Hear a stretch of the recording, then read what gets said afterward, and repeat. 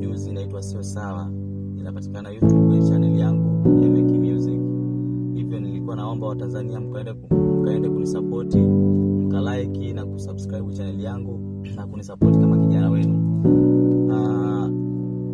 Kilichoniuma sana, mimi nimefanya collab na msanii mkubwa ambaye nilikuwa nampenda na kumheshimu sana.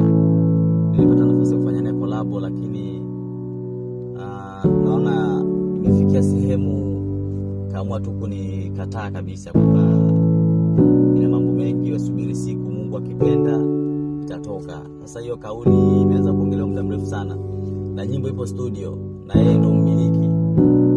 Kwa maana yake sina ujanja, sina namna yote ya kufanya pale tena sasa hivi. Kwa hiyo kimenyuma sana kuona asilimia kubwa naona wasanii, sisi wasanii wadogo tunasupport sana wasanii wakubwa, lakini wasanii wakubwa sisi sijui wanatuchukuliaje, lakini hawatusupport kabisa. Kwa nini msanii uliotoka kimziki ukamwona mdogo wako anahangaika nyuma ukaamua kumsaidia?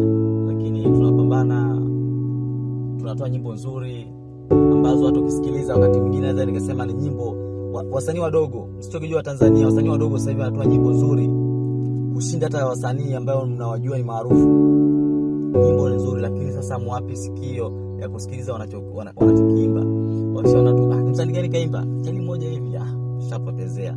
Lakini nani kaimba? Diamond katoa nyimbo inasikia kwa ukubwa, hata kama haina mashairi mazuri, lakini kuna nyimbo ambazo zinatoka mtaani, nyimbo nzuri, wasanii wanatoka mtaani wadogo wanajitafuta kwenye muziki, lakini unakuta support inakuwa wanapokelewa kwa uchache zaidi. Hivyo nilikuwa naomba Watanzania mkanisupport na msiwasahau vipaji vidogo vidogo vya mtaani. Ndugu zangu, naombeni mwasupport, kwa sababu kila kitu kinakuja na kinapita. Kwa hata wasanii tulionao tunaowapenda wakubwa zetu watakuja kupita kama walivyoingia na watapita. Kwa muziki utaachiwa kina nani?